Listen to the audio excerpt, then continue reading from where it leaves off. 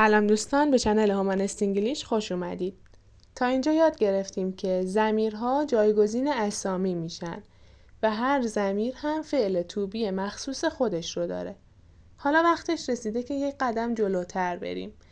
میخوایم بریم سراغ یادگیری صفات ملکی. فرض کنید میخواید بگید این ماشین من است. این کتاب اوست. یا خانه ما بزرگ است. اما اگر ندونیم که مالکیت در انگلیسی چطور بیان میشه، ساختن این جمله سخته. با یاد گرفتن 7 کلمه ساده میتونیم درباره وسایل، خانواده، دوستان و خیلی چیزای دیگه صحبت کنیم. اما اصلا اول ببینیم صفات ملکی چی هستن. صفات ملکی کلماتی هستن که قبل از یک اسم میان و نشون میدن اون اسم متعلق به چه کسیه.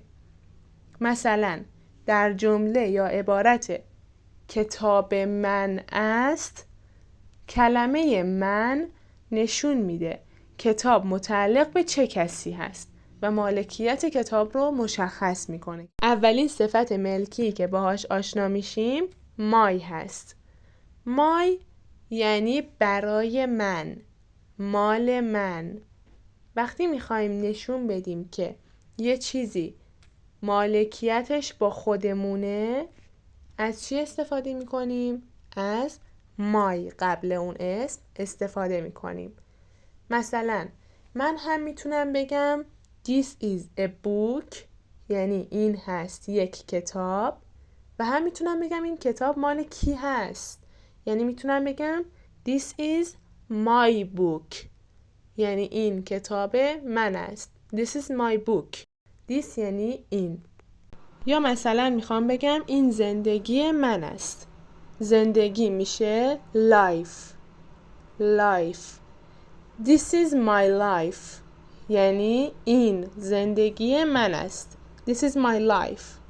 میخوام بگم این خانواده من است. میگم چی؟ خانواده رو قبلا گفتم، میشه family. Family. This is my family. یعنی این خانواده من است. This is my family. This is my life. This is my family. This is my life. This is my family. یا مثلا میخوام بگم این اتاق من است. اتاق در انگلیسی میشه room. Room. میخوام بگم این اتاق من است. میگم This is my room. This is my room.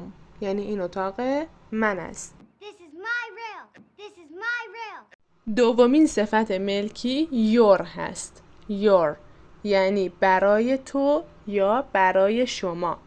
همونطور که you معنی تو و شما میداد، الان هم your معنی برای تو یا برای شما میده.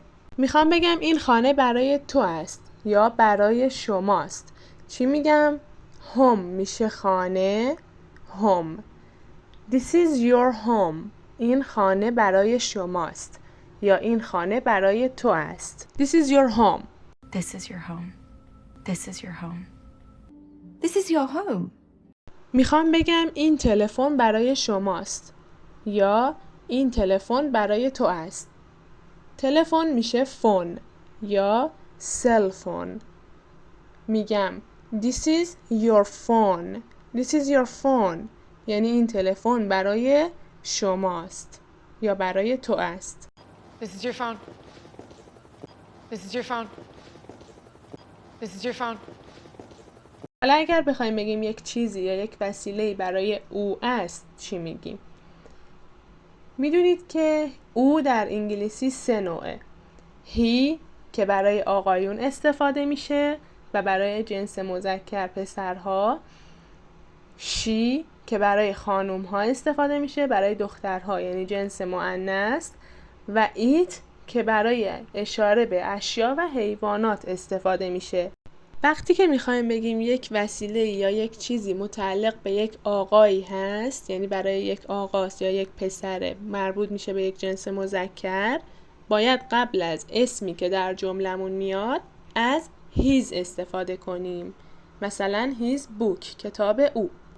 مثلا میخوام بگم این کتاب برای او است. من میدونم دارم در مورد یک آقا مثال میزنم دیگه. پس از چی استفاده میکنم؟ از his. پس چی میگم؟ میگم this is his book. This is his book. یعنی این کتاب برای او است. منظورم یک آقاست، یک جنس مذکره. میگم this is his book. یعنی این کتاب برای او است. This is his book. This is his book. This is his book. حالا اگر بخوام بگم یک وسیله یا یک چیزی مربوط به یک جنس مؤنث میشه، یعنی برای یک خانمه یا برای یک دختره، از کدوم صفت ملکی استفاده میکنم؟ از her. از her استفاده میکنیم. مثلا میخوام بگم کیف او آبی است. من میدونم که دارم در مورد کیف یک خانم صحبت میکنم دیگه. خودم دارم مثال میزنم. پس باید از چی استفاده کنم تو جمله‌ام؟ از her. آبی میشه بلو. میخوام بگم کیف اون خانم آبیه. چی میگم؟ Her bag is blue. Her bag is blue. یعنی کیف اون خانم آبیه. مثلا میخوام بگم این آقا پدر اون خانمه. میگم چی؟ This is her father. This is her father. یعنی این پدر اون خانمه. This is her father. این پدرشه. This is her father. This is her father. This is her father. صفت ملکی بعدی its هست. وقتی میخوایم بگیم یک چیزی مربوط به یک وسیله یا یک حیوان میشه، برای یک حیوان یا یک وسیله است، از its استفاده میکنیم. مثلا میخوام بگم سگ من با توپش بازی میکند. میگم my dog is playing with its ball. With its ball.